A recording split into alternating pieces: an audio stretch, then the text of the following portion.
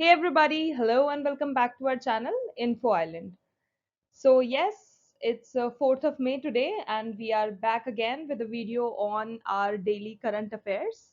In this video, we are going to talk about certain current affairs news that were in the highlights recently. So yes, let's start the video. Okay, guys, let's begin. So the very first thing that was in the highlight recently was that CBSE ready to introduce AI as an artificial intelligence and coding from class 6 to 8.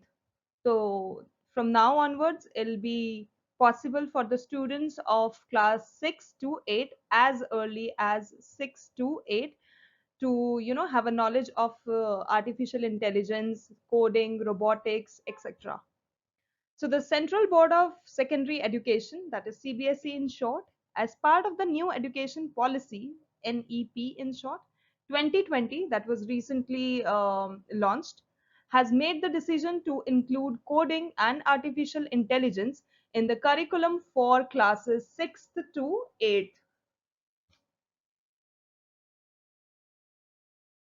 This particular move recognizes the importance of mathematics and computational thinking in preparing students for future careers in AI, machine learning, and data science. As we already know about it, that in future we cannot strive through if we do not have the knowledge of this artificial intelligence, robotics, any of the machine learning or data science or coding. So in a nutshell, it is very important for us to have a knowledge of coding, be it like coding, mathematics, computer knowledge, etc., etc., in order to survive in the future. Because if we do not have any skills in particular, we are not running in the race anywhere. So it is very important to have that knowledge. The second thing that were in the highlight was AI Godfather. Geoffrey Hinton quits Google. Geoffrey Hinton, the man who won the Nobel Prize of Computing for his work on neural networks and is known as the godfather of artificial intelligence, is now speaking against the dangers of artificial intelligence. So he recently has quit Google. Geoffrey Hinton, alongside two other so-called godfathers of AI, bagged the Turing Award in 2018 for their trailblazing work in artificial intelligence. So, for working so good in the world of artificial intelligence, Hinton has also received the Turing Award in 2018. Well, now recently he has quit his job with the Google. Okay, so now that we are talking about Google, let's talk about some of the important things related to Google. So some of the important takeaways from the recent news that we talked about, which with the perspective of learning more about Google, and which is also useful for any of the competitive exams. So yes, the very first is Google founders. So who were the Google founders? Larry Page and Sergey Brin.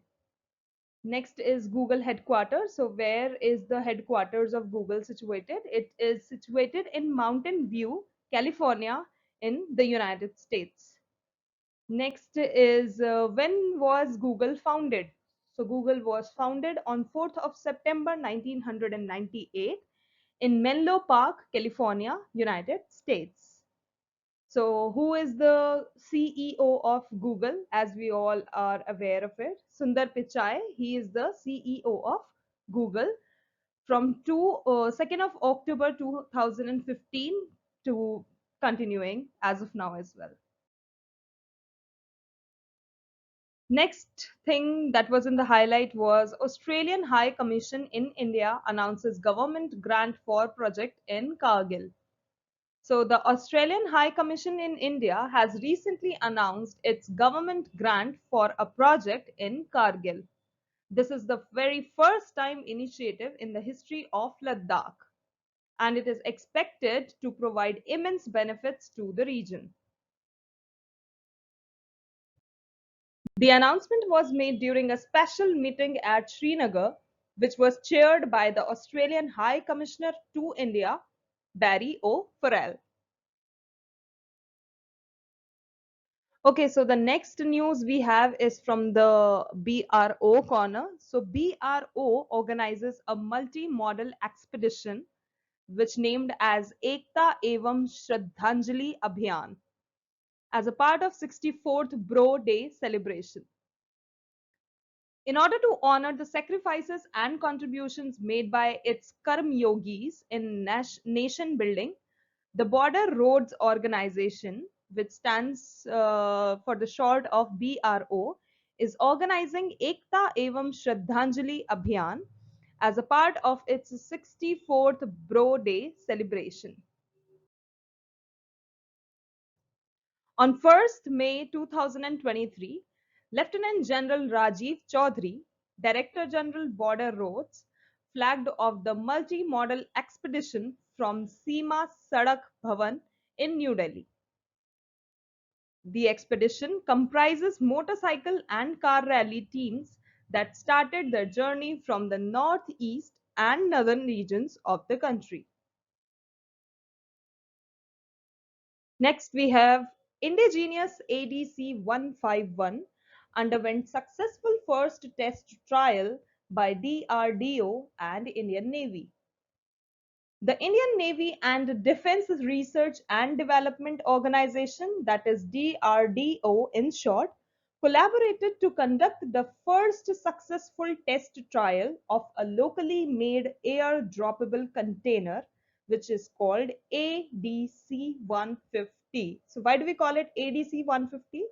It stands for air droppable container from the IL-38SD aircraft of the coast of Goa on April 27, 2023.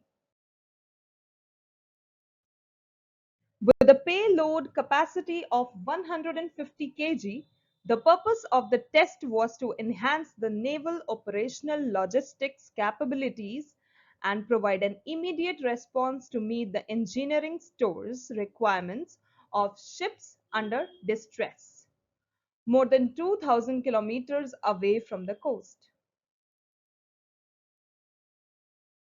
Next, we have a news from HDFC Bank. HDFC Bank launches digital distribution platform for its agents and partners. Well, HDFC Bank, one of India's leading private sector banks, has introduced its digital distribution platform, HDFC Bank Smart Sathi, to connect business correspondents, BCS in short, and business facilitators to the bank. So the name of the platform, which was initiated for its agents and partners, was HDFC Bank Smart Sathi. The platform here aims to take banking products and services to the last mile and contribute to the development of the country. Next, we have World Press Freedom Day 2023, which was observed on 3rd of May, which was yesterday. So every year on May 3rd, we observe World Press Freedom Day to increase understanding about the significance of a press that is free and not influenced by external forces. The occasion emphasizes the importance of unrestricted journalism and advocates for the fundamental right of freedom of speech. This year's World Press Freedom Day focuses on the theme of shaping a future of rights, freedom of expression as a driver for all other human rights, which basically emphasizes the critical role of freedom of expression in safeguarding and promoting other human rights. Next, we have World Asthma Day 2023, which was observed on 2nd May. So, World Asthma Day is a yearly event that takes place on the first Tuesday of May. So, basically, the first Tuesday of every first Tuesday of May month is observed as the World Asthma Day. Its aim is to increase awareness and encourage better management and care of asthma on a global scale. The day is coordinated by the Global Initiative for Asthma, that is GINA, in short, Global Initiative for Asthma, in partnership with healthcare providers, patient groups, and public health agencies in 2023. World Asthma Day was observed on 2nd of May. The Global Initiative for Asthma, GINA, has designated Asthma Care for All as the theme for the 2023 World Asthma Day. So the theme for the year 2023 was Asthma Care for All. Okay, so again, let's talk about some of the important takeaways that we from the news that we have recently shared about health and wellness, which is definitely useful for all the aspirants of competitive exam or any other government exam that you're preparing for. So the very first thing is WHO headquarters. WHO as in World Health Organization. So where is the headquarters of WHO? It's in Geneva, Switzerland. Next question can be when WHO was founded. The answer is it was founded on 7th of April 1948. Next, the question can be who is the Director General of WHO? So the Director General of WHO is Dr. Tedros Adhanom Ghebreyesus. Okay, so the next thing that made highlights was Margarita Della Valle named as the new CEO of Vodafone. So Margarita Della Valle has been interim CEO of Vodafone Group since Nick Reed stepped down in December 2022. So after Nick Reed, it is Margarita Della Valle from now onwards as the CEO of Vodafone. The Vodafone Group announced that Della Valle has been named as permanent chief executive officer. Della Valle's career at Vodafone has included marketing, operational, commercial, and financial positions. So basically, Della Valle is going to handle almost everything. She's going to handle marketing thing. She's going to handle the operational departments. Next, the commercial things that are of Vodafone, and again, the financial positions will also be handled by Della Valle. Next news was again from the CEO corner side. We have Vanessa Hudson, who was appointed as the new CEO of QANTAS Airways Limited. So Vanessa Hudson has been appointed as the new CEO of QANTAS Airways Limited, making her the first woman to hold this position in the airline's history. Okay, so she's the very first woman who is holding the position of a CEO in the airline history. The appointment was made on 2nd of May and she will take over from Alan Joyce, who is retiring in the month of November. Okay, so earlier the question can raise that who was the CEO of this airline earlier. So it was Alan Joyce, and after Alan, it is Hudson who is being appointed as the new CEO.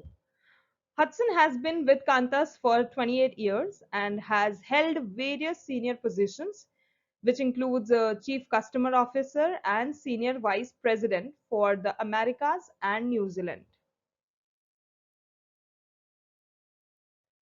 So guys, here we are done with the questions of today's current affairs video. I hope आपको video अच्छा लगे. And if you do like the video, don't forget to like, share and subscribe to our channel Info Island. Do spread the love that you are doing already, and please share this video to as much as possible with your friends and family in order to have the news on a daily basis. As you guys are already aware that we come with a current affair video almost every day.